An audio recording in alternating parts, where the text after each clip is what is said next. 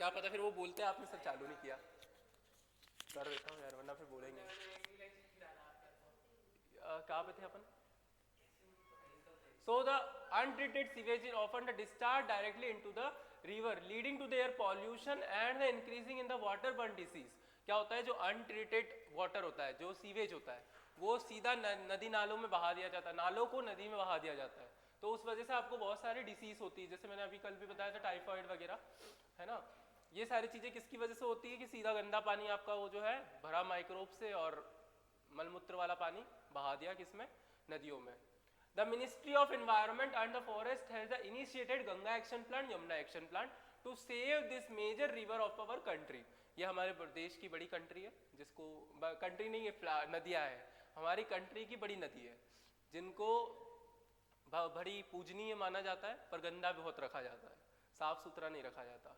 मानते तो बहुत पूजा पाठ तो करते हैं, तो वो 2-3 चीज़ें वायरल भी होती ना कि नदी को माता मानने वाला देश और नदी को नदी मानने वाला देश। वहाँ की नदियाँ इतनी साफ है, लेकिन यहाँ हमारी नदियों को देखा जाए तो भर मर के उसमें मंदिर का पूरा कचरा सारा नदियों में बहा दिया जाता है, सब कुछ नहाते लोग भर भर के, कुछ भी चीज़ें हो रही होती। तो इन चीज़ों के लिए Ganga action Yamuna action plan बहुत सालों पहले चालू हुआ था, 1990 के टाइम पे, पर आज तक इस काम पे इस प्लान पे कभी भी 100% वर्क नहीं हो पाया। ये अभी भी चल ही रहा है। गवर्नमेंट चेंज हो गई पर ये प्लान चेंज नहीं हुआ। मतलब अब तक गंगा यमुना तक साफ सुथरी हो जानी चाहिए थी, पर आप यमुना जी को जाके देखो, वृंदावन मथुरा में इतनी भयंकर गंदगी है वहाँ पे कि आप नहा भी नहीं सकते, है ना। और गंगा जी को देखो हरिद्वार वगैरह में, तो वो भी बिल्कुल ऐसी गंदी है कि नहाने का भी मन ना करे वहाँ पे। ठीक, तो ये Ganga action Yamuna action plan चल तो कब से रहा है, वो आगरा में और दिल्ली में जितना भी बड़ी बड़ी इंडस्ट्रीज का कचरा होता है वो भी यमुना जी में बहा दिया जाता है, दिल्ली आगरा की। उसके कारण बहुत सारी बीमारियां भी हो रही है। तो इस पर कोई वर्क होता नहीं है, बस फालतू का नाम दे देते Ganga action Yamuna action, action कुछ नहीं होता। जैसे गरीबी पे एक्शन कुछ नहीं होता ना, वैसे हर चीज पे। Under this plan, it is a purpose of the build a large number of sewage treatment plants so that only treated sewage may be discharged in the river. इसका पर्पस क्या था कि जो सीवेज था, जो विदाउट डिस्चार्ज मतलब बिना treatment के जो सीवेज था उसको नदियों में बहाया जा रहा था, उसको पहले ट्रीटेड किया जाए और उसके बाद नदी में बहाया जाए। ठीक, इस प्लान का मेन उद्देश्य ये था। A visit to the sewage treatment plant situated in any place near you would use a very interesting and educating experience. अगर आप जाना चाहते हो तो चले जाना सीवेज ट्रीटमेंट प्लांट देखने के लिए, मन करे आपका कि देखना है कैसे क्या सीवेज हमारा हो रहा है साफ सुथरा देखना हो तो चले जाना। Microbes in the production of biogas, microbes का बायोगैस में क्या क्या होता है? बायोगैस, हाँ, मीथेन, कार्बन डाइऑक्साइड, H2, ये सारी गैस जो है H2S, H2S, ये सारी गैस किस में होती है? बायोगैस में होती है। Biogas is a mixture of gases containing the predominant methane produced by the microbial activity and which may be used as a fuel. Fuel मतलब ईंधन के रूप में, ईंधन के रूप में यूज किया। ईंधन मतलब समझते हो ना, जो भी अपने पास ईंधन है, गैस, चूल्हा वगैरह वगैरह, इसको you have learned that the microbes produce the different type of gases and products during growth and metabolism. The type of gas produced depend upon the microbes and the organic substrates they utilize. An example cited in the relation of fermentation of the dough, cheese making and production of beverage. ये बिल्कुल ही उसी type से utilise करता है जिस तरीके से आपने डोसा बनाया था, चीज बनाई थी, फर्मेंटेशन किया था तो CO2 गैस निकली थी, यहां पर भी CO2 गैस का रिमूवल होता है, निकलती है। However, certain bacteria which grow anaerobically on the cellulosic material produce a large amount of methane along with the CO2 and H2. Anaerobically कोई सेलुलोजिक मटेरियल है जिसमें कोई बैक्टीरिया ग्रो कर रहा है, एनारोबिकली मतलब जो कि विदाउट ऑक्सीजन भी ग्रो कर सकता है, ठीक है। However, certain bacteria which grow anaerobically on the cellulosic material, cellulosic material मतलब जो गाय खाती है, ठीक है, गाय क्या खाती है? घास वगैरह खाती है जिसमें सेलुलोज होता है भर भर के। तो उस मटेरियल में जो है कुछ बैक्टीरियाज होते हैं जो कि ग्रो करते हैं और produce a large amount of methane along with the CO2 and H2 gas. In gases के साथ में लार्ज अमाउंट ऑफ मीथेन को क्या करते हैं, प्रोड्यूस करते हैं. These bacteria are collectively called methanogens. In bacteria को क्या बोला जाता है, methanogens. And one such common bacteria is a methanobacterium. These bacteria are commonly found in the anaerobic sludge during the sewage treatment. ये जो है ये बैक्टीरिया कॉमनली कहाँ मिलता है, एनारोबिक स्लज में. एनारोबिक स्लज कौन सा था, आपको मैंने कल समझाया था, जहाँ पे एरोबिक बैक्टीरिया को मारा जा रहा था. एनारोबिक स्लज था जिसमें ये भर भर के पाए जाते हैं. कौन पाया जाता है भर भर के, Methanobacterium. These bacteria are also present in the rumen, a part of stomach of the cattle. ठीक है, कहाँ पर पाया जाता है ये, कि एक स्टमक के पार्ट में, रूमेन में पाया जाता है ये bacteria. A lot of cellulosic material present in the food of cattle is also present in the rumen. In rumen, these bacteria help in the breakdown of cellulose and play an important role in the nutrition of the cattle. ये क्या करता है bacteria, cellulose का breakdown करता है. Cellulose को breakdown करने के लिए कौन सा एंजाइम आएगा, सेलुलेज. ठीक है, तो ये बैक्टीरिया वही काम कर रहा है कि सेलुलोज का ब्रेकडाउन कर रहा है और डाइजेशन में बहुत इंपॉर्टेंट रोल निभा रहा है रूमिनेंट के. डू यू थिंक, कभी सोचते ही नहीं हो, सोचते हो कभी, do you think we human beings are the able to digest to cellulose present in our food. क्या हम सेलुलोज डाइजेस्ट कर सकते, नहीं कर पाए, हमारे पास सेलुलोज एंजाइम भी नहीं होता. Thus, the excreta dung of cattle, dung मतलब कंडे, गोबर. ठीक है, जिससे उपले बनाए जाते हैं, commonly called गोबर, is a rich in these bacteria. Dung can be used for the generation of biogas, commonly called गोबर गैस. ठीक है, गांव में जो होता है कि बायोगैस बड़ी मात्रा में बनाई जाती है. हर गांव में, किसी भी गांव में जिसके पास खेत खलियान है, वो अपने खेत में एक बायोगैस का प्लांट जरूर रखता है. मैक्सिमम खेत वाले जिसके पास बड़ी प्रॉपर्टी हो खेत की अच्छी खासी, और अच्छी खासी खेती भी होती हो वहाँ पे, तो वो लोग क्या करते हैं, एक बड़ा सा टैंक लेते हैं. ठीक है, और उस टैंक को ज़मीन में गाड़ देते हैं. ठीक, और उसमें जितना भी खाद वगैरह आ रही है, वो खाद उनके घर में अगर गाय वगैरह है, भैंसे है, तो वो सारा उसका गोबर, वो सब चीज़ों को डालते हैं जिससे उनको गैस मिलती है. और उसके बाद में वो सारी चीज़ें जो जो डाली है वो भी खाद के रूप में, जैविक खाद के रूप में खेती में काम की जाती है. मतलब वो मटेरियल से आपको एक ईंधन तो मिला, उस ईंधन के साथ में खेती के लिए आपको खाद भी मिलती है. समझ में आया. तो the biogas plant consist of the concrete tank, एक लोहे का या अच्छा सीमेंट का टैंक होता है. कॉन्क्रीट मतलब सीमेंट का टैंक, 10 से 15 फीट जमीन के अंदर उसको डाला जाता है. In which biogas waste are collected and the slurry of dung is fade.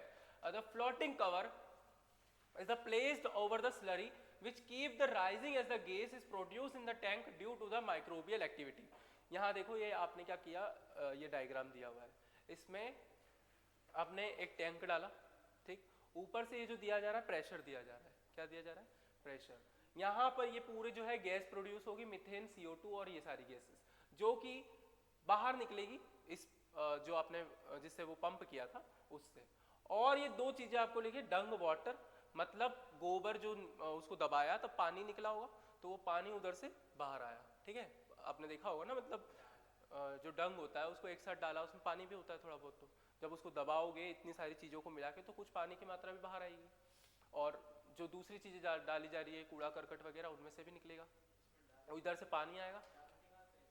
क्या ये बेटा प्रेशर डालने के पहले ही सब कुछ डाल दिया जाता है. मतलब पहले वो टैंक को अंदर डाला, फिर वो सारा सामान डालते, जब तक डाल सकते हो तब तक डालते हैं. उसके बाद ये इस टाइप का एक प्रेशर टैंक होता है जो कि डाला जाता है, उसके ऊपर एक नली लगाई जाती है जिससे गैस बाहर आ जाती है. ठीक है, और इस तरफ से स्लज होता है और इस तरफ से डंग वाटर बाय होता है. और ये जो है पूरा डाइजेस्टर का काम करता है. यहाँ पर वो जो मिथेनोजेंस बैक्टीरिया थे वो भर भर के होते हैं, इसमें बहुत सारे बैक्टीरिया होते हैं जो कि पूरा डाइजेस्ट का काम कर रहे होते हैं. ठीक है, प्लेज ओवर द स्लरी. हाँ, अरे इसको ऊपर वाला जो ढक्कन लगा रखा है इसको हटाएंगे और वापस से वो फावड़ा गेती जिससे भी वो उसको थोड़ा ना पूरा हटाएंगे पूरा का पूरा. हाँ, निकल जाता है सब सामान, अरे आराम से निकल जाता है पूरा का पूरा. 10-15 अच्छा खासे बड़े बड़े होते हैं ये तो, बहुत मतलब अच्छी खासी जमीन घेरते हैं. कम से कम आपका पूरा ये इतना कमरे बड़ा बराबर का बायोगैस बनाते हैं कोई कोई. तो एक मेरे उज्जैन में हमारा घर है, वहाँ पर उसके पीछे भी बना हुआ है बायोगैस. तो मैंने पहली बार वहीं देखा था कि ऐसे कुछ क्या. तो अच्छी खासी जमीन में मतलब बनता है. आप लोगों का गांव में खेत वेत नहीं है? अच्छा बनाया नहीं, चलो. Which keeps the rising in the gas produce the tank due to the microbial activity. ये यहाँ पर microbial activity हो रही होती है. The biogas plant has an outlet which is connect to the pipe to supply the biogas nearby the house. इस एक pipe लगाया जाता है जिससे क्या होती है, जो बायोगैस बनी है वो किसी भी घर में या आपको यूज करना है कहाँ पर भी, उधर सप्लाई कर दी जाती है ये गैस को. The spent slurry is removed through the other outlet, may be the use the fertilizer. जैसे जो स्लरी जो बची है उसको एक अदर आउटलेट से बाहर निकाला जाता है और उसको किसके रूप में यूज कर रहे हो आप, फर्टिलाइजर्स के रूप में. किसको में यूज कर रहे हो, फर्टिलाइजर्स के रूप में. मैंने बताया भी था कि जो खाद होती है उसको खाद के रूप में यूज किया जाता है, जो बचा हुआ पार्ट होता है उसको. Cattle dung is the available in the large quantity in the rural area which cattle are used for the variety of purpose. So biogas plant are more often built in the rural area. The biogas thus produce is used for the cooking and lighting. कहाँ पर use की जा रही है, ये जो gas है इस गैस का उपयोग कहाँ किया जाता है, बिजली में और खाना बनाने में. ठीक है, कहाँ पर यूज किया जा रहा है, खाना बनाने में और बिजली उत्पन्न करने में. The biogas thus produced using cooking and lighting. The picture of biogas plant shown in the figure 10.8. The technology of biogas production was developed in India mainly due to the effort of Indian Agriculture Research Institute. ये जो technology आई किसके through थी, Indian agriculture research institute IARI Delhi में है ये. ठीक है, IARI ये कहाँ पर है, दिल्ली में. लिखना हो तो लिख लो, एक दो बार पूछा भी है. And khadi and village industrial commission KVIC. If your school is situated in a village and near village, जाओ अगर देखना हो तो, अगर किसी गांव के आसपास है आपका स्कूल या कॉलेज या जो भी आप पढ़ रहे हो कोचिंग, तो जाके देखना हो गांव में तो देख लो, ऐसा बोल रहा है वो. और खादी विलेज एंड ये कम्युनिकेशन शायद लखनऊ में है, khadi and village industrial commission Lucknow में शायद ये, और IARI दिल्ली में है. ठीक है. Microbes as a bio control agent. Microbes का बायो कंट्रोलिंग एजेंट, यहाँ से PYQ बहुत आते हैं भर भर के, जैसे वो पुराना वाला पैराग्राफ था वैसे ही. बायो कंट्रोल एजेंट का मतलब क्या समझे हो आप, बायो कंट्रोल क्या, हाँ पेस्टिलाइजर वगैरह के रूप में यूज किया जा रहा है. Bio control refers to use biological method for the controlling plant and disease and pest. ठीक है, प्लांट में कुछ डिसीजेज हो जाती है, जैसे जिससे क्या होती है कि फसल खराब होती है, कीड़े लग जाते हैं, उन सबको कम करने खत्म करने के लिए बायो इसका माइक्रोब्स का यूज किया जाता है. किसका यूज किया जाता है, अलग अलग प्लांट के लिए अलग अलग माइक्रोब्स का यूज किया जाता है. अभी आगे पढ़ेंगे, कुछ प्लांट्स दिए. These problem have been tackled increasingly by the use of chemical, by use insecticides and the pesticide. आप किसका यूज कर रहे हो, इंसेक्टिसाइड का यूज कर रहे हो, पेस्टिसाइड का यूज कर रहे हो, और कुछ केमिकल्स का यूज करते हैं खेती में. ठीक है, जिसको केमिकल वो बोलते हैं, केमिकल फर्टिलाइजर्स बोला जाता है. ठीक है, और these chemical are toxic and extremely harmful. आजकल क्या होता है, देख रहे होंगे आप लोग कि जो केमिकल फर्टिलाइजर्स का यूज किया जाता है उससे बिना मौसम के भी सब्जियां आ रही है ना. कोई आपने देखा होगा भिंडी पहले के ज़माने में सिर्फ गर्मियों में आती थी, आज पूरे साल भर होती है भिंडी. ठीक, मेथी वगैरह ऐसी है जो अभी भी ठंड में आती है, गर्मियों में नहीं आती. पर कुछ सब्जियां जैसे भिंडी है या फिर गिलकी है या फिर कुछ और मौसमी गाजर है, ये सब सब्जियां जो है क्या, ये सारी सब्जियां वगैरह जो है क्या है आजकल पूरे साल भर आ रही है. जबकि मौसमी सब्जी मौसमों में ही खाई जाए तो अच्छी होती है. ठीक है, कि जिस सब्जी का मौसम है आप उन्हीं सब्जियों को खाओ तो ज़्यादा बढ़िया होता है. तो उस वजह से जैसे आपने पालक वगैरह बारिश में नहीं खाना चाहिए, सुना होगा, पालक वगैरह ये सारी चीज़ें होती हैं बारिश के टाइम पे, इनको नहीं खाना चाहिए. तो ये भी आजकल पूरे साल भर आते हैं, पालक भी है ना. पालक देखो तो पूरे साल भर, और पालकों में आजकल आप देखोगे पालक लेके आते हो घर पे तो उसमें छोटे छोटे छोटे छोटे छेद भी होते हैं कभी कभी पालक में, उनको भी आप पका के खा लेते हो जबकि वो बहुत हार्मफुल है हमारे लिए. ठीक है, और गोभी है उसमें इतने कीड़े होते हैं, आप गोभी को ढंग से जब तक उबाल वगैरह के नहीं खाओगे तब तक कोई मतलब नहीं है, उसमें बहुत कीड़े होते हैं गोभी में, पत्ता गोभी में बहुत कीड़े होते हैं. Being animals alike and have been polluting our environment, soil, ground and water. Fruits, vegetable and crop plant, our soil is also polluted through the use of weedicides to remove weeds. Weedicide मतलब weeds, खरपतवार वगैरह. ठीक है, biological control of pest and disease. In the agriculture, there is a method of controlling pest that release on the natural predation rather than the introduced chemicals. Biological control मतलब क्या हो रहा है कि आप क्या कर रहे हो, एग्रीकल्चर में एक मेथड यूज कर रहे हो, आप किसकी जगह पे यूज कर रहे हो, केमिकल की जगह पे कुछ पेस्ट वगैरह का और माइक्रोब्स का यूज कर रहे हो, ठीक है। जो पेस्टिलाइजर्स वगैरह होते हैं उनको हटा रहे हैं, उनका हटा के किसका यूज किया जा रहा है, माइक्रोब्स का यूज किया जा रहा है, जैविक खाद का यूज किया जा रहा है उस जिसमें माइक्रोब्स होते हैं. A key belief of the organic farmer is the biodiversity further health. The more variety of landscape has the more sustainable it is. The organic farmer therefore work to create system where the insects that are sometimes called pests are not eradicated but instead are kept in a manageable level of the complex system of checks and balance within a living and vibrant ecosystem. Contrarily to the controversial farming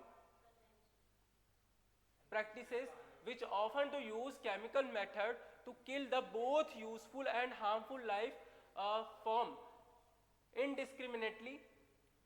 ये समझ आ रहा है कुछ क्या लिखा है? नहीं आ रहा ना? इतनी भर भर के अंग्रेजी डाल दिए इन्होंने कि आगे समझ में. देखो क्या बोला जा रहा है यहाँ पे कि आप क्या बोल रहे हैं कि जो पेस्टिसाइड वगैरह है उनको क्या करना है, हटाना है. तो आप क्या करोगे पहले कि कुछ इस टाइप के माइक्रोब्स और कुछ इस टाइप की चीज़ों को ग्रो करवाओगे ताकि क्या हो, ये इस टाइप को इसको हटा दिया जाए. किसको हटा दिया जाए? पेस्टिसाइड वगैरह को और केमिकल्स को. वही सारी बातें इन्होंने घुमा फिरा के बार बार बोल दी कि कन्वेंशनल प्रॉब्लम है, ये है, वो है. बात बोलना वही चाह रहे बस. और इस पैराग्राफ से आज तक क्वेश्चन नहीं आया. ये वाला जो है ना, ये वाला पैराग्राफ प्रीवियस ईयर देखोगे, इस पैराग्राफ से कभी कोई क्वेश्चन ही नहीं है. This is a holistic approach seeks to develop an understanding to the webs and interaction between the myriad of the organism that the constitute to the field fauna and flora. यहाँ पर दो बात की है, fauna और flora, ठीक है. दो field है. ये क्या है? ये fauna और flora plant है. The organic farmer hold the view that the eradication of the creature of that are often described the pest are not only possible but the also undesirable for the without beneficial predatory and parasite insect which depend upon the food and host would not be able to survive. क्या होते हैं? कुछ इस type के microbes होते हैं जो कि क्या किस पर डिपेंड करते हैं? फूड के लिए प्लांट्स पर डिपेंड कर रहे होते हैं, ठीक है. और वही जो है उनको प्लांट्स को भी कुछ फायदा दे रहे होते हैं. मतलब दोनों आपस में एक संबंध में होते हैं जिससे वो जो पेस्टिसाइड है या फिर जो माइक्रोब्स है उनको प्लांट से फूड मिल रहा होता है और प्लांट को क्या मिल रहा होता है उनसे? प्लांट को उनसे क्या मिल रहा होता है? पॉलिनेशन. और उसके अलावा भी उनको कुछ नाइट्रोजन वगैरह ये सारी चीजें भी मिल रही होती है. मतलब कुछ कंपोनेंट वगैरह भी मिल रहे होते हैं, नाइट्रोजन वगैरह.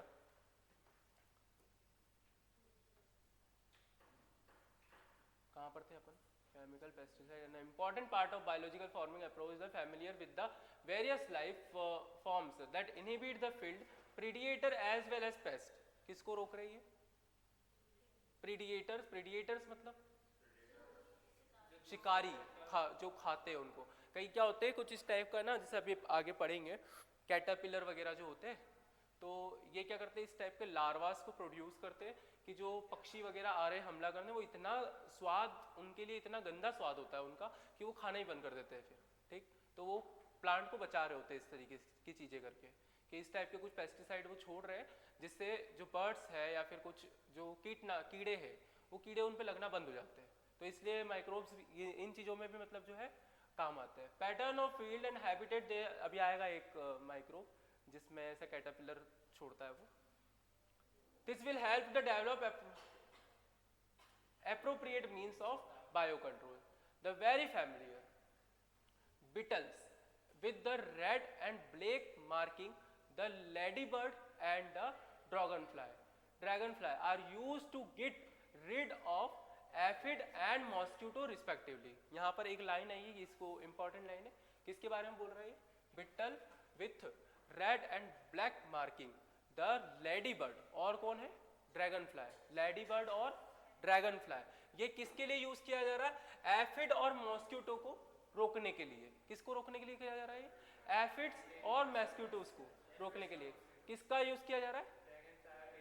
रेडी बर्ड और ड्रैगन फ्लाई का। कुछ मतलब जैसे मच्छर होते हैं ना, वैसे ही कुछ कीड़े भी होते हैं। हाँ वो कीड़े होते हैं, उनको मारते हैं तो बहुत गंदी स्मेल भी आती है उनको, मतलब नहीं वो दूसरे वो वाले भी जो होते हैं ना लाल वाले, उनको भी मारो ना आप तो बहुत गंदी स्मेल मारते हैं वो भी। आप खेतों में अगर वो एक साथ मरते तो बहुत स्मेल भी आती है उनकी, तो उसको बोलते हैं एफिड्स, कीड़े होते हैं मेनली। आप गूगल पे सर्च कर लेना एफिड्स क्या होता है। एन एग्जाम्पल ऑफ माइक्रो, ये पहले याद रख लेना, लेडी बर्ड और ड्रैगन फ्लाई का किस में यूज किया जा रहा है? एफिड और मॉस्किटोज के लिए। एफिड और मॉस्किटोज के लिए किसका यूज किया जा रहा है? लेडी बर्ड और ड्रैगन फ्लाई का। किसका यूज किया जा रहा है? लेडी बर्ड और ड्रैगन फ्लाई का किस में यूज किया जा रहा है? अभी सारा एक साथ पूछूंगा मैं, ठीक है, इसलिए अभी याद कर लो पूरा शुरू से लेके आखिरी तक अपन ने जो कल तक रिवाइज किया ना वो। लेडी बर्ड और ड्रैगन फ्लाई का किस में यूज किया जा रहा है? एफिड और मॉस्किटो में मारने के लिए। किसका यूज किया जा रहा है एफिड और मॉस्किटो को मारने के लिए? लेडी बर्ड और ड्रैगन फ्लाई। एफिड और मॉस्किटो को मारने के लिए किसका यूज किया जा रहा है? लेडी बर्ड और ड्रैगन फ्लाई। देखो फ्लाई इसे है ना याद रख लो कि लेडी बर्ड और ड्रैगन फ्लाई, लेडी पापा की परी, ठीक है तो उसे याद रख लेना लेडी बर्ड और dragon fly. An example of microbial bio control agent that can be introduced in the order of control butterfly caterpillar in the bacteria Bacillus thuringiensis often written as a BT। ये BT gene होता है, पता है जो BT है। these are available in the, रुको सबसे पहले ये इस लाइन को देखो, an example of microbial biocontrol agent that can be introduced in a order to control butterfly caterpillar। butterfly caterpillar को कंट्रोल करने के लिए किस बैक्टीरिया का यूज किया जा रहा है? Bacillus thuringiensis, इसको बीटी भी लिखा जाता है, ठीक है। तो किसका यूज किया जा रहा है बटरफ्लाई कैटरपिलर के लिए? Bacillus thuringiensis। बैसिलस thuringiensis का किसके लिए यूज हो रहा है? बटरफ्लाई कैटरपिलर के लिए। बटरफ्लाई कैटरपिलर को कंट्रोल करने के लिए किस बैक्टीरिया का यूज हो रहा है? Bacillus thuringiensis। Bacillus thuringiensis। और ड्रैगन फ्लाई और लेडी बर्ड इनका यूज किस में हो रहा था? एफिड और मॉस्किटो को कंट्रोल करने के लिए। एफिड और मॉस्किटो को कंट्रोल करने के लिए लेडी बर्ड और ड्रैगन फ्लाई, और बटरफ्लाई कैटरपिलर को कंट्रोल करने के लिए बैक्टीरिया है बैसिलस thuringiensis जिसको बीटी भी लिखा जाता है, ठीक है। These are available in the saccades and rid spore which are mixed with water and sprayed out the vulnerable plants such as branches of the fruit tree and whereas the eaten by the insect larvae। क्या होता है इनको किस तरीके से आपने देखा होगा खेत में वो टांगे होता है, एक जो किसान होता है वो पूरा एक पंप टांगे होता है और वो पूरा छीड़ रहा होता है पूरे में, ठीक है। तो इस टाइप से इनको छिटका जाता है पूरे में, उसको छिटकन कुछ इस टाइप की प्रोसेस भी बोला जाता है, स्प्रे वगैरह किया जाता है, कुछ प्रोसेस का नाम भी होता है उसका। These are the available in the saccades and a dried spore which are mixed with water। किसके साथ में मिक्स कर दिया जाता है? पानी के साथ में मिक्स करके sprayed out the vulnerable plant and the brassicas and the fruit tree। इस टाइप के पौधों में क्या किया जाता है? इनका छिड़काव किया जाता है। Where these are eaten by the insect larva। किसके द्वारा खाया जाता है ये? Insect larva। In the gut of the larva the toxin is released and the larva get killed। क्या हो रहा है कि जैसे ही कोई भी इंसेक्ट आया वो इस टाइप के प्लांट को खाया तो उसके लार्वा में क्या होगा? टॉक्सिन मिल जाएगा। क्या मिलेगा? और वो जो इंसेक्ट है वो मर जाएगा। आई बात समझ में कि जो बीटी जो आपने इंजेक्ट किया है पानी के थ्रू वो किस में डाला आपने? पेड़ पौधों में डाला, और उसके बाद में किसी इंसेक्ट ने उस प्लांट को खाया तो वो प्लांट को खाएगा तो उसके लार्वा के थ्रू वो जाएगा और वो टॉक्सिन के रूप में बदलेगा, ठीक है। हमारे केस में टॉक्सिन नहीं बदलेगा, वो इंसेक्ट के केस में बदल रहा है। क्या? हाँ एल्कलाइन मीडियम में काम होता है।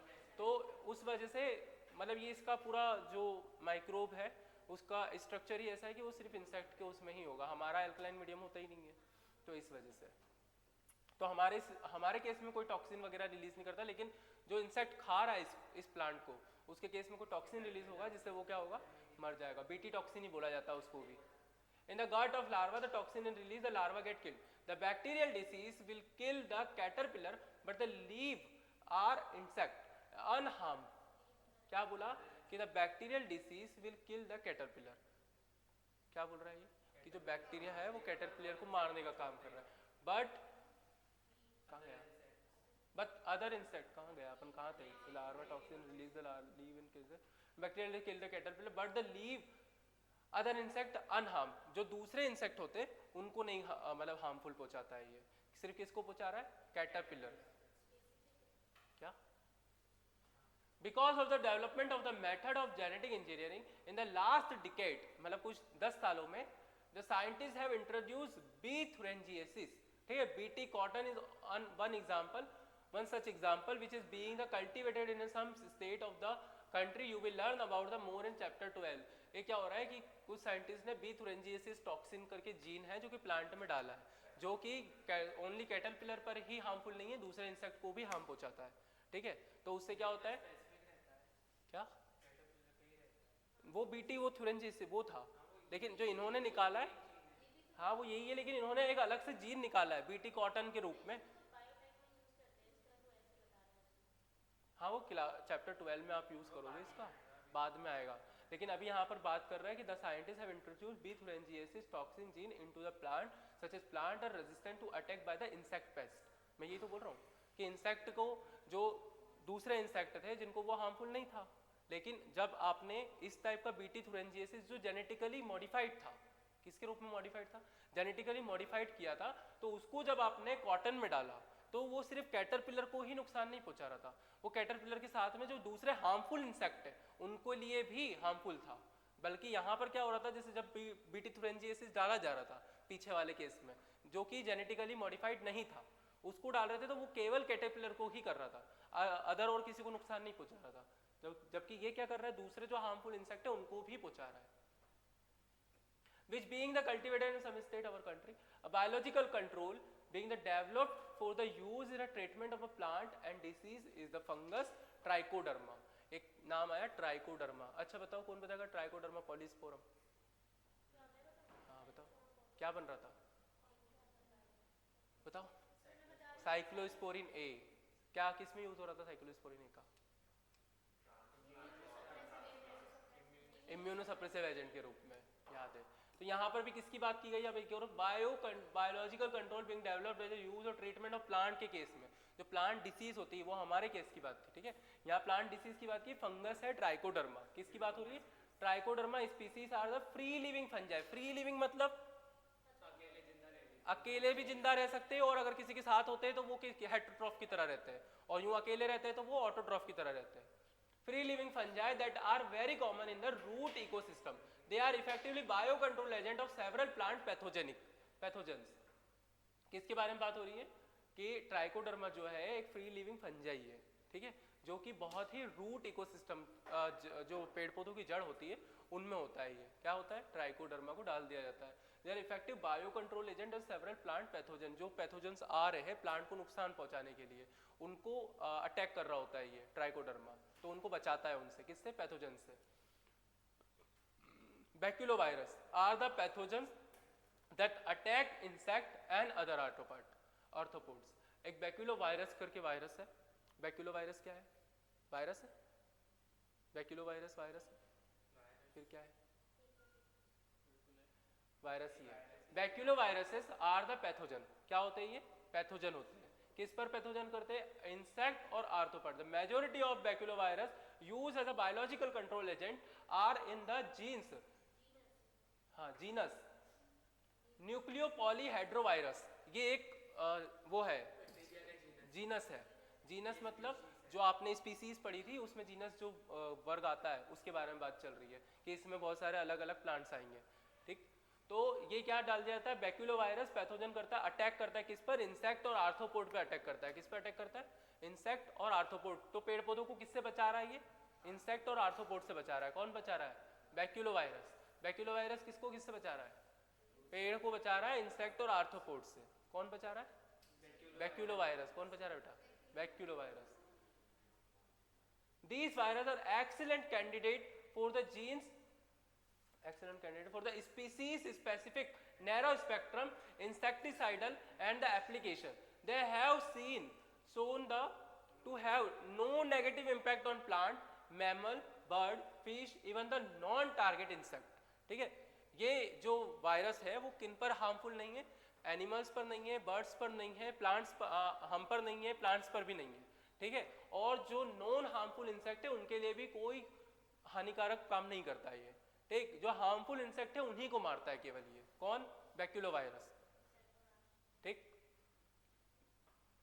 They have been shown the negative impact on the plant, mammal, bird, fish, even the non-targeting insect. This is the especially desirable when the beneficial insect are being conserved to add in a overall integrated pest management. ये integrated pest management programme चला है कुछ, ठीक है, IPM, integrated pest management, जिसमें जो इस type के बैक्यूलोवायरस वगैरह जो होते हैं वही खाद के रूप में दिए जाते हैं, ताकि इंसेक्ट और उनको क्या है, पेड़ पौधों को जो है हार्म ना पहुंचे, और हम लोगों के ह्यूमंस को जो सब्जियां आ रही है वो विदाउट एनी डिसीज आप लोगों को मिल सके, वरना आपको सब्जियां होती है उनसे बहुत सारी डिसीज होती है। When an ecological sensitive area is being treated, इसमें जो है इकोलॉजिकल सेंसिटिव होते हैं जो एरिया, उन पे वहाँ पर काम किया जाता है मेनली। इकोलॉजिकल सेंसिटिव मतलब इकोलॉजिकल सेंसिटिव बहुत इंपॉर्टेंट है, मतलब पैसा नहीं, इकोलॉजिकली मतलब पैसा नहीं, वो इकोनॉमिकली हो जाता इकोलॉजिकली बोल रहा है, इकोनॉमिकली नहीं बोल रहा है, पैसों से मतलब नहीं है यहाँ। इकोलॉजिकली मतलब जो होता है, जैसे कुछ सेंसिटिव एरियाज होते हैं जहाँ पर जो है, जैसे आपने अलग अलग जगह की अलग अलग सब्जियाँ उगती है, अलग अलग जगह पर अलग अलग, हाँ, हॉटस्पॉट एरिया की तरह, हॉटस्पॉट एरिया जहाँ पर जनजातियाँ बहुत ज़्यादा मिलती है ना, डाइवर्सिटी बहुत ज़्यादा होती है, ठीक है, पर्टिकुलर एरिया पर। तो यहाँ पर भी क्या होता है कि इस टाइप के कुछ एरियाज होते हैं जहाँ पर इंसेक्टिसाइड वगैरह और पेस्टिसाइड बहुत ज़्यादा होते हैं, तो इन जगहों पर वर्क किया जाता है ताकि वहाँ की जो सब्जियाँ हैं वो बिल्कुल साफ़ सुथरी और अच्छे से मिल पाए आपको। Microbes as a bio fertiliser, microbes bio fertiliser के रूप में पहले जो चीज़ें पढ़ी थी अभी तक, तो वो क्या किसके रूप में यूज़ किया जा रहा था? अभी जो चीज़ें पढ़ी आपने ऊपर, बायो कंट्रोलिंग एजेंट, अब किसके रूप में हो रहा है? बायो फर्टिलाइजर के रूप में। With our present day life style, environmental pollution is a major cause of concern, ठीक है। हमारी ज़िंदगी के वर्तमान में देखा तो इन्वायरमेंटल पोल्यूशन जो है, मतलब जो पोल्यूशन बढ़ता जा रहा है, वो एक बीमारियों का या किसी भी चीज़ का एक मेजर कंसर्न है, ठीक है, बड़ा काम है। The use of chemical fertiliser to meet the ever increasing demand of the agriculture produce has the contributed significantly to these pollution. Of course, we have now realized that there are the problem associated with our course to chemical fertilizer. There is a large pressure to switch the organic farming. अब क्या हो रहा है कि इतना बड़े मात्रा में केमिकल फार्मिंग स्टार्ट हो गई है कि उसको वापस ऑर्गेनिक फार्मिंग में चेंज करना बड़ा बहुत ही पुशिंग का काम है, ठीक। क्योंकि क्या होता है कि जो केमिकल फार्मिंग करना किसान जब चालू करता है उसको ना शुरू में बहुत बेनिफिट होते हैं, ठीक, क्योंकि एक बड़े मात्रा में उसको सब्जियां मिलने लगती है, ठीक है। उसको ये नहीं दिख रहा है कि उससे बहुत बीमारियां होगी, लेकिन क्या हो रहा है कि किसान को फ़ायदा हो रहा है। किससे हुआ? किससे हुआ? केमिकल फर्टिलाइजर से। अब वो केमिकल फर्टिलाइजर उनको ये नहीं पता चल रहा है कि वो ज़मीन को भी बंजर बना रहा है, मतलब उसको यूज़ करने के आज की सालों में आने वाली जनरेशन जब देखी जाएगी तो उस ज़मीन पर सब्जियां भी नहीं उग पाएगी, वो ज़मीन ऐसी हो जाएगी केमिकल फर्टिलाइज़र के यूज़ के कारण। तो अब इतनी बड़ी मात्रा में ये सारी चीज़ें होने लगी कि उनको वापस से किस में बदलना है? ऑर्गेनिक फार्मिंग में चेंज करना एक मुश्किल का काम हो गया है, ठीक है। The use of bio fertiliser are the organism that enrich the nutrient quality of the soil. जो बायो फर्टिलाइजर होते हैं वो क्या बढ़ाते हैं? सॉइल की न्यूट्रिएंट क्वालिटी को बढ़ाते हैं। कौन बढ़ाते हैं? Bio fertilisers. organism that enrich the nutrient quality. Main sources of biofertilizer are the bacteria, fungi, cyanobacteria. Bacteria, fungi, cyanobacteria जानते हो क्या है? साइनोबैक्टीरिया मोनेरा किंगडम का सदस्य। You have studied about the nodule on the root of legume plant formed by the symbiotic association with the rhizome. जो legume plant होते हैं जिनमें रूट नोड्यूल्स होते हैं, ठीक है, मतलब नोड होते हैं, और उसमें क्या होता है कि एक राइजोम जो होता है ये इनके साथ में एक संबंध बना के रहता है। क्या बना के रहता है? संबंध, रिलेशनशिप में रहता है। तो वो क्या करता है, प्लांट जो है वो राइजोम को फूड प्रदान कर रहा होता है, मतलब रहने के लिए एक जगह प्रदान कर रहा होता है, और राइजोम उसके लिए क्या कर रहा होता है, न्यूट्रिएंट क्वालिटी बढ़ा रहा होता है, और N2 फर्टिलाइजर भी बोला जाता है इसको। तो these bacteria fix atmospheric nitrogen into organic form. जो एटमॉस्फेरिक नाइट्रोजन है उसको किस में बदल रहा है, वो ऑर्गेनिक फॉर्म में बदल रहा है, which is used by the plant as a nutrient. किसके रूप में यूज किया जाता है प्लांट के रूप, प्लांट वो न्यूट्रिएंट के रूप में यूज करता है। किसको यूज करता है, जो प्लांट न्यूट्रिएंट के रूप में जो ऑर्गेनिक फॉर्म्स बना है उसको यूज कर रहा है। नाइट्रोजन को किस में कन्वर्ट कर रहा है, ये ऑर्गेनिक फॉर्म्स में। कौन कन्वर्ट कर रहा है, राइजोम। एटमॉस्फेरिक नाइट्रोजन को, हाँ नाइट्रेट, वही तो ऑर्गेनिक फॉर्म्स में बदल रहा है, तो ताकि वो जो हार्मफुल नाइट्रोजन थी वो ना मिले उसको, ठीक। Which is use the plant as a nutrient के रूप में। Other bacteria can fix the atmospheric nitrogen will the free living in the soil. Example azospirillum and azotobacter, ठीक है। ये एजिटोबैक्टर और एजोस्पाइरिलम ये किसके रूप में यूज हो रहे हैं, atmospheric nitrogen will the free living in the soil, ठीक है। हाँ मतलब फ्री लिविंग है, मतलब ये खुद ही रह लेते हैं, किसी के साथ इनको संबंध बनाने की जरूरत नहीं है, राइजोम की तरह, ठीक है। जैसे वो राइजोम जो है संबंध बना के रह रहा था, वैसे उनको ये फ्री लिविंग है, ये खुद का खाना खुद भी बना सकते हैं। लेकिन ये भी क्या कर रहे होते हैं, नाइट्रोजन कंट्रोल कर रहे होते हैं। पूछा जाता है एजिटोबैक्टर और एजोस्पाइरिलम क्या है, फ्री लिविंग है, ठीक, बहुत बार पूछा जाता है। दस enriching the nitrogen content of the soil, क्या ये भी क्या करते हैं, नाइट्रोजन कंटेंट को सुधारते हैं। Fungi are also known to form the symbiotic association with plant. एक फंजाई है माइकोराइजा, ठीक, ये भी क्या करता है, सिम्बायोटिक एसोसिएशन करता है किसी प्लांट के साथ में।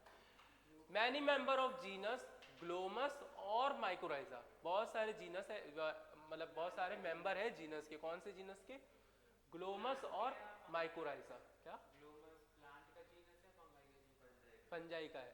The fungal symbiote, this association absorb phosphorus from the soil and pass into the plant. It क्या करता है, ये फॉस्फोरस को एब्जॉर्ब करता है और प्लांट को देता है। कौन करता है ये काम, ग्लोमस और ग्लोमस फ्रॉम द माइकोराइजा, ठीक है।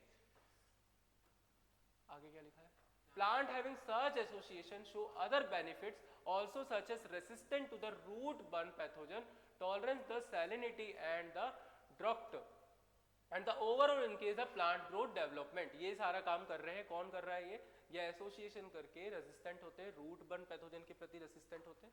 रूट बर्न मतलब जड़ को जला देने वाली, जड़ खत्म हो जाती है जिससे, इससे हाँ भाई, रूट बॉर्न डिसीज जो होती है, मतलब जो जड़ को समाप्त करके पेड़ ही खत्म कर देती है, ठीक। पहले जड़ पे लगती है और उससे पूरा पेड़ खत्म हो जाता है। आगे pathogen tolerance of salinity and drought, the overall उनके प्लांट ग्रोथ को बढ़ाते हैं और डेवलपमेंट करते हैं। Can you tell what advantage of fungus drives from this association. वो पढ़ लिया आपने ऊपर की, यही एडवांटेज। हाँ क्या, तो बताया तो था अभी कि रहने के लिए जगह मिल रही है, बोला तो था मैंने कि उनको स्थान मिल जाता है। क्या भाई, खाना मिलता है, रहने के लिए जगह मिल जाती है एसोसिएशन से। Cyanobacteria are the autotrophic microbes widely distributed in the aquatic and terrestrial environment. Cyanobacteria क्या है, ऑटोट्रॉफ है, विच इज क्या हो रहा है, एक्वेटिक एंड टेरेस्ट्रियल एनवायरनमेंट में एटमॉस्फेरिक नाइट्रोजन को फिक्स करने का काम कर रहा है। कौन कर रहा है, ये cyanobacteria. Anabaena Nostoc and Oscillatoria etcetera in a paddy field, मतलब चावल जहाँ पर उगाए जाते हैं, पैडी फील्ड मतलब बड़ी मात्रा में जहाँ चावल उगाए जा रहे हैं, ठीक है। In a paddy field cyanobacteria serve as a important bio fertiliser. Cyanobacteria क्या होता है, वहाँ पर एक इंपॉर्टेंट फर्टिलाइजर होता है। कहाँ पर होता है, पैडी फील्ड में। कौन सी फील्ड में, पैडी फील्ड में साइनोबैक्टीरिया एक इंपॉर्टेंट फर्टिलाइजर के रूप में यूज किया जाता है। एक बार और देखो, साइनोबैक्टीरिया क्या है, ऑटोट्रॉफ है, microbes which widely distribute in the aquatic and terrestrial environment, many of which can fix the atmospheric nitrogen. जो कि क्या करता है, कहाँ रहता है, सबसे पहले तो ये एक्वेटिक एंड टेरेस्ट्रियल एनवायरनमेंट में बहुत बड़ी मात्रा में पाया जा रहा है। और किसको कर रहा है, ये एटमॉस्फेरिक नाइट्रोजन को फिक्स करने का काम करता है। कौन करता है, cyanobacteria. Anabaena nostoc oscillatoria etcetera in a paddy field, cyanobacteria serve as an important biofertilizer. Blue green algae also aid organic matter to soil and the increase the fertility. blue green algae ये क्या है, cyanobacteria ही है। Blue green algae also add organic matter to the soil and increase the fertility. Blue green algae जो होता है क्या करता है, ये भी मतलब वो साइनोबैक्टीरिया की बात चल रही है कि ब्लू ग्रीन एल्गी जो है ऑर्गेनिक मैटर को सॉइल में बढ़ाता है और फर्टिलिटी को बढ़ाता है। किसकी? सॉइल की फर्टिलिटी को बढ़ाता है। Currently in our country, a number of biofertilizer are the available commercial in the market and farmers are used regularly in their field to replenish soil nourishment and reduce the depends on the chemical fertilizer। आज भर मार करके cyanobacteria और ये सब fertilisers market में available है जो कि क्या कर रहे हैं, सॉइल की फर्टिलिटी को बढ़ा रहे और इनको केमिकल फर्टिलाइजर से रिप्लेस किया जा सकता है, ठीक है, पर कर नहीं रहे। क्या कर दी? पता नहीं क्या बोल रहे। महंगे आते हैं, अच्छा वैसे तो ढंग से बोला करो भाई, समझ में ही नहीं आता मैं क्या बोल रहा है। ऐसा शायद मैं कहीं और से हूँ इसलिए, नहीं शायद वो पास में बैठे हो ना, तो महंगे आते हैं तो कोई बात नहीं, दोस्त हो ना यार तुम, दोस्तों को आ जाती है समझ, दोस्तों की बातें, मन की बातें भी समझ जाओगे तुम, वो जो नहीं बोलेगा वो भी समझ जाओगे तुम, ठीक है, समझे। चलो अब आगे पूछे, फटाफट पढ़ लो, 5 मिनट में पूछ रहा हूँ मैं, 5 मिनट में पढ़ लो पूरा, एक एक चीज पूछते हैं। अब अभी तक जो जो पढ़ाया तुम कर लो, तुम कल की क्लास में नहीं थे, याद है सब कुछ। जैसे ये चैप्टर है, ऐसे ताने नहीं मारना किसी को 4 साल से, ऐसा नहीं बोलते किसी को यार, फिर भी ऐसा नहीं बोलना चाहिए। क्या? हाँ वो होता है कि 5 साल से क्या कर रहा है ये आदमी यार, चैन नहीं पड़ रहा है इसको, बोलते हैं ऐसा, पर सबका अलग अलग है यार। जब तक लक्ष्य को प्राप्त ना करो तब तक रुको मत, चलते रहो, है ना, उम्र निकलने से पहले वरना क्या होती है, लक्ष्य प्राप्त करते करते उम्र निकल जाती है। हाँ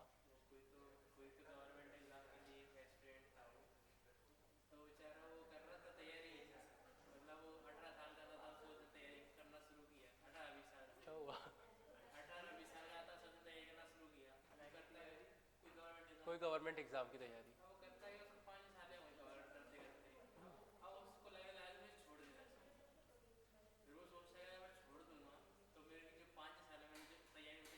वो खराब चली जाएगी।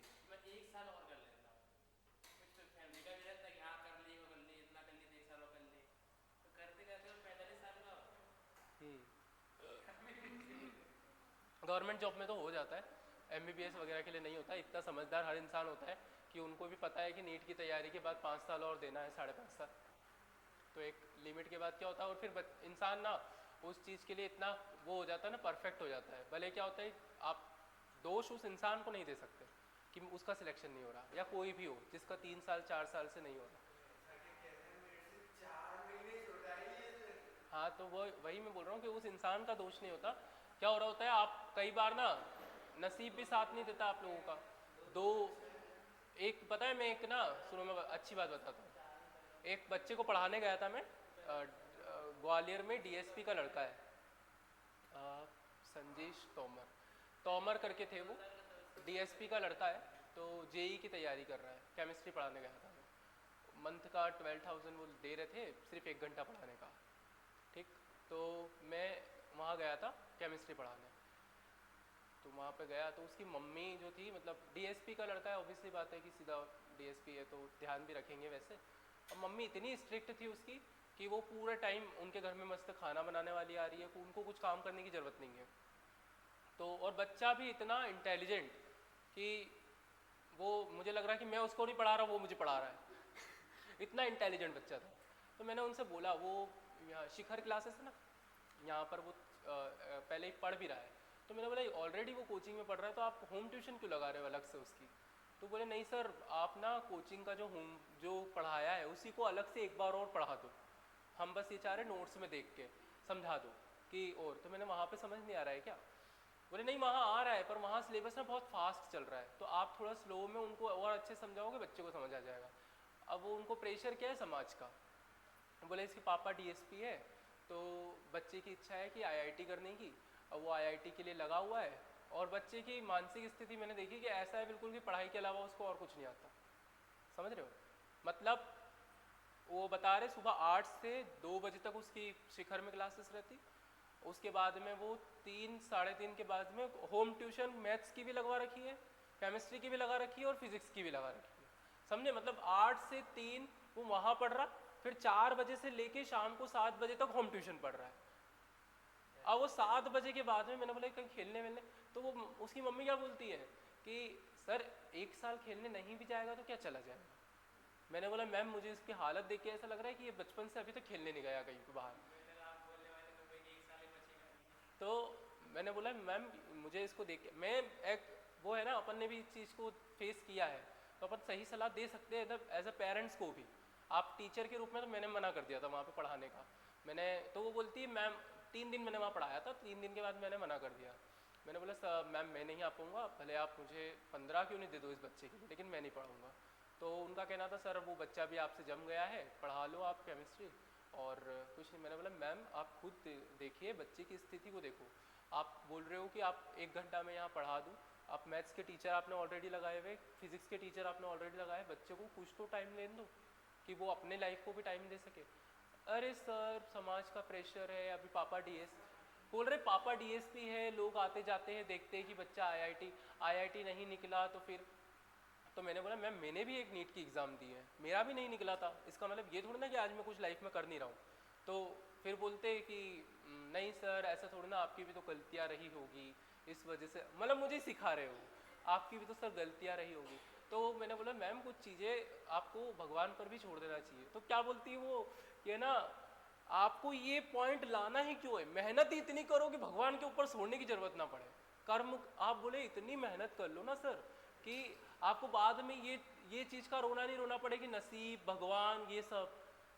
मैंने आपको समझाना मुश्किल है, मैं नहीं आऊँगा कल से क्या नहीं भाई, बहुत अलग इन्वायरमेंट था उनके घर का, विनयनगर में घर है उनका। तो मैं तो देख के थक गया कि ऐसे पेरेंट्स भी होते हैं।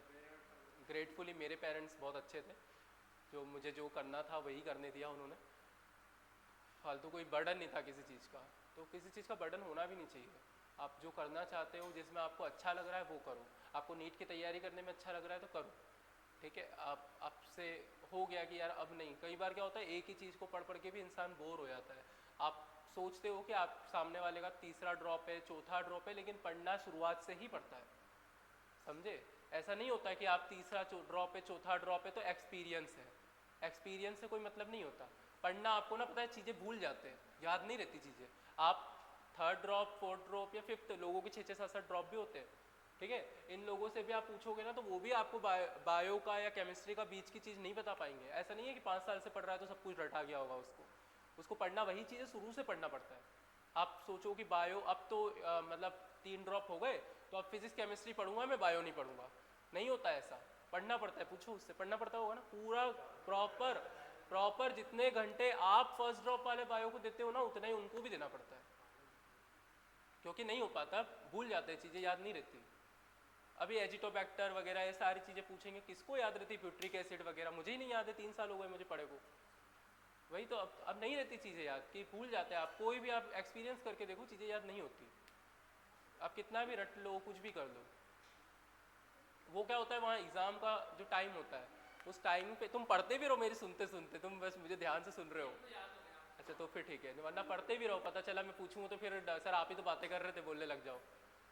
तो क्या होता है कि क्या बता रहा था मैं, हाँ जो एग्ज़ाम का टाइम होता है वो तो 3 घंटे होते हैं, वो 3 घंटे आपका डिसाइड करते हैं कि आप सिलेक्ट होगे या नहीं होगे।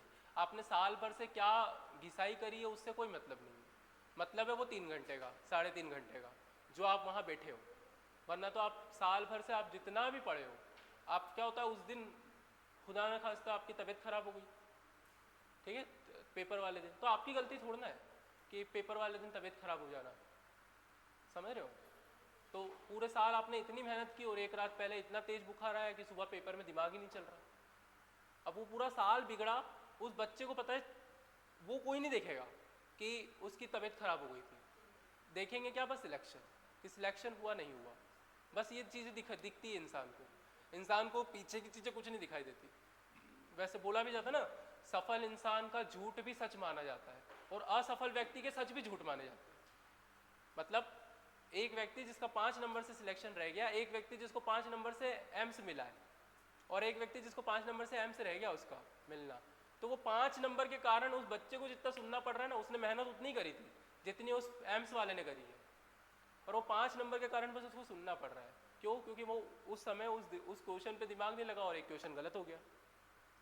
तो बस वहाँ अपना माइंड ऐसा स्टेबल रखना कि कुछ भी हो जाए क्वेश्चंस गलत ना हो बस, और भले 3 बार सोचना पड़े, टाइम नहीं होता इतना सोचने का, पर क्या होता है कि पेपर आपने एक बार कर लिया, गोले भरने के पहले एक बार और क्वेश्चन पढ़ लो। कई बार नोट दिखता नहीं है कि वो नोट पूछा था, आप करेक्ट समझ के उस पर टिक कर देते हो, कुछ चीज़ें आपको दिखती नहीं, फिर घर जाते हो तो देखते हो अरे यार ये क्वेश्चन तो आता था मेरे को, साला पहले पता होता तो मैं कर देता। होता नहीं होता। तो इसलिए अभी 11th का एग्ज़ाम पेपर वो तुम लोगों को दिखाया भी तो था, टेस्ट पेपर, वो बच्चों को इतना टफ लग रहा है, बोले सर आपने कितना टफ पेपर बनाया। टफ था ही नहीं वो पेपर, और इनको दिखाया था, एक वो लड़के को भी दिखाया था, 11th का पेपर था, इतने इजी क्वेश्चंस मैंने रखे थे, बस मेन चीज़ उस क्वेश्चन उस एनसीईआरटी की पूरी लाइंस थी, ठीक है, और उनमें से 270 के ऊपर किसी बच्चे के नंबर नहीं आए। हालांकि चलो 11th है, पर 270 के ऊपर किसी के नंबर नहीं है। तो मैंने बोला पूरी एनसीईआरटी की लाइंस थी, और उनका कहना था सर आपने ये एनसीईआरटी, मैंने एक एक चीज़ कल जब डाउट सेशन लिया मैंने दिखाया भी उनको कि ये लिखी है एनसीईआरटी की लाइन, हर चीज़ बताई मैंने। अब उनका कहना सर इसको तो आप बोनस कर दो, मैंने नहीं होगा, एक भी क्वेश्चन बोनस नहीं किया उनका मैंने, क्योंकि मुझे पता है ना मैंने पेपर बनाया है कि, और मैंने ही क्वेश्चन जो है अलग अलग बुक से, और कुछ क्वेश्चन मैंने खुद नहीं बनाए थे, जिसको छाटा 4 बजे तक बैठ के ऐसे ही थोड़ा ना पेपर बना दिया। तो बस 3 क्वेश्चन थे जिसमें आंसर करेक्ट करवाया, कि वो भी क्या, कुछ यहाँ पर टिक लगाने में उन्होंने ए की जगह बी लिख दिया बस, और कुछ नहीं था। बस 3 क्वेश्चन में आंसर सही हुए, क्वेश्चन एक भी गलत नहीं था। पूछ लो, चलो पीछे पढ़ लिया बेटा, नहीं पढ़ा? तुम बताओ, एसिटोबैक्टर एसिटाइल से क्या मिलता है,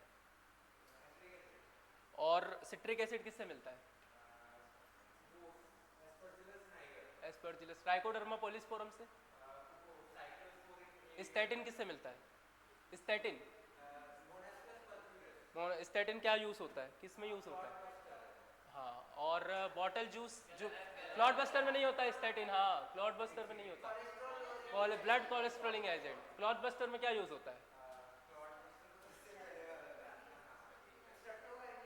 हाँ स्ट्रेप्टोकाइनस, एस एस से होता है, कंफ्यूजन हो जाता है कभी कभी, ठीक है।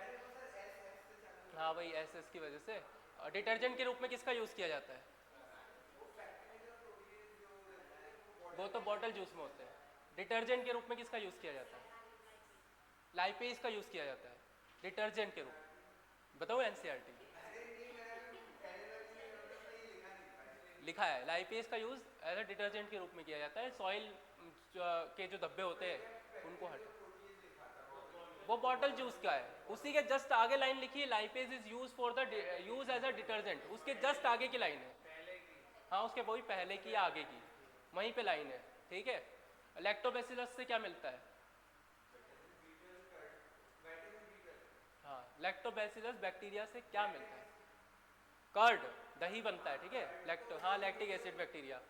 आगे बताओ तुम कि बायो फर्टिलाइजर के रूप में किस किस का यूज किया जा रहा था, और सबके नाम बताओ। फर्टिलाइजर कौन से माइक्रोब्स का?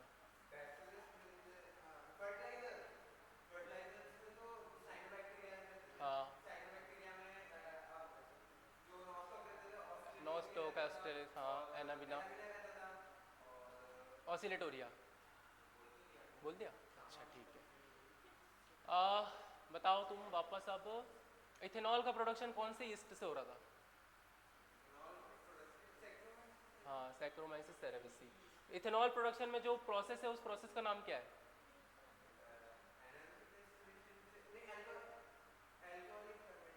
हाँ फर्मेंटेशन, एल्कोहलिक फर्मेंटेशन। और बीओडी बायोलॉजिकल ऑक्सीजन डिमांड अगर कम होती है तो वो पानी साफ है या गंदा है? साफ है। बायोलॉजिकल ऑक्सीजन डिमांड कम हुई है तो ऑक्सीजन लेवल बढ़ा हुआ होगा या कम होगा?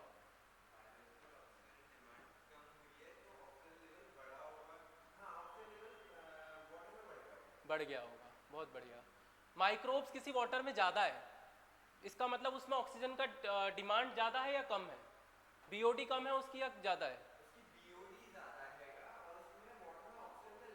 कम होगा, बहुत बढ़िया। ठीक है, आगे पूछे अब तुमसे।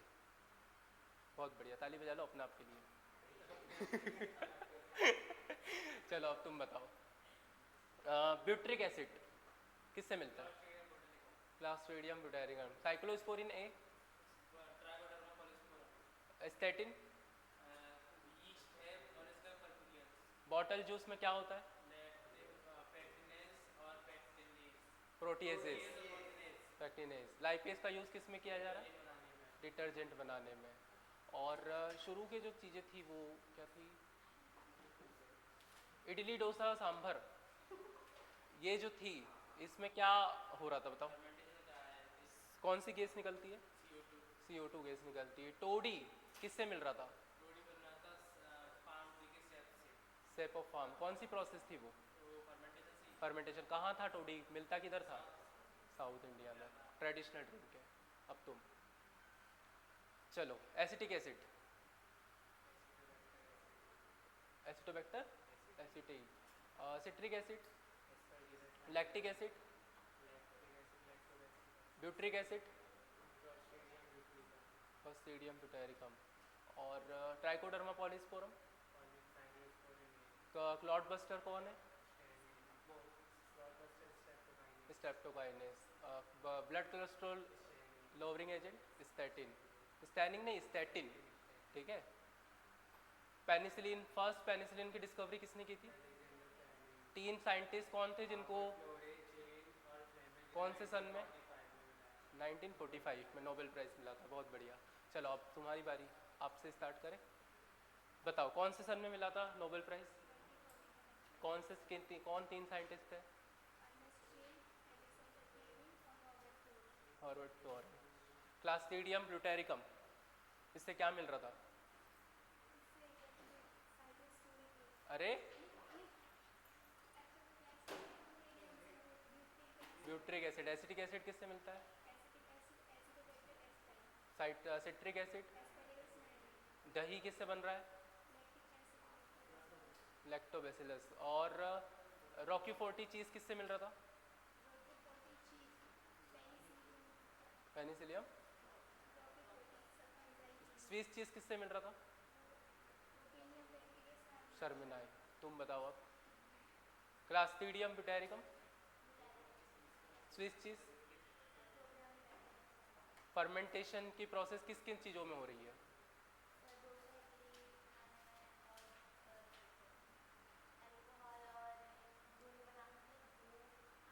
विथ डिस्टिलेशन में कौन कौन से पेय पदार्थ बनाए जा रहे हैं?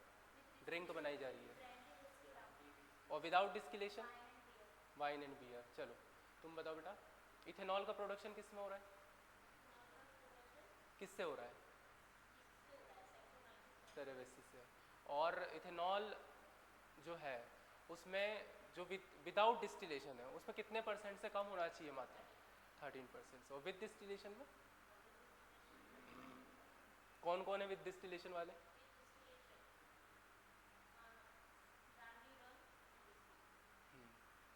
और वाइन और बियर क्या है? Without distillation. जो शराब बनाने में जिन यंत्र का उपयोग, जिस मशीन का उपयोग हो रहा था, उस मशीन का नाम क्या था? फर्मेंटर्स। ठीक है। और बायोगैस की कौन कौन सी गैसेस है? CO2। फर्टिलाइजर के नाम बताओ।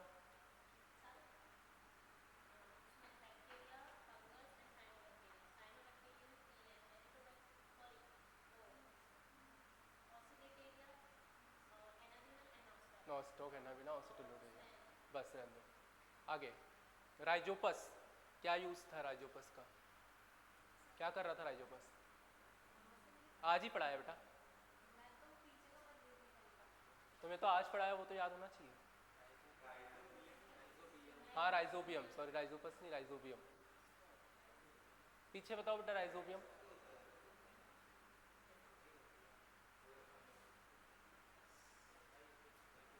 क्या होती है? राइजोबियम कहाँ मिल रहा था राइजोबियम, और क्या काम कर रहा था? नाइट्रोजन फिक्सेशन का काम कर रहा था प्लांट्स में, ठीक है। और किस में क्या है राइजोबियम? एक फील्ड थी, कौन सी फील्ड थी? कौन सी फील्ड थी जहाँ नाइट्रोजन फिक्सेशन का काम बहुत ज़्यादा मात्रा में हो रहा है? पैडी फील्ड, बोला था मैंने, इस फील्ड में होता है, ठीक है। बताओ क्लास्ट्रीडियम ब्यूटेरिकम से क्या मिल रहा है?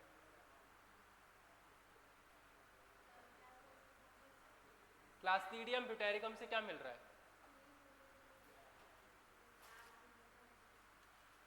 कॉटन, बीटी कॉटन, बेटा तुम बताओ, बीटी कॉटन का मतलब क्या है? बीटी कॉटन क्या है ये? हाँ तो उस रोकने के लिए, और सम इंसेक्ट्स में भी हो रहा है, ठीक है। आप बताओ वापस, क्लास्ट्रीडियम ब्यूटेरिकम से क्या मिल रहा है? एसिटिक एसिड किससे मिल रहा है? एसिटिक एसिड किससे मिल रहा है? सिट्रिक एसिड, दो नाम आए थे यहाँ पे,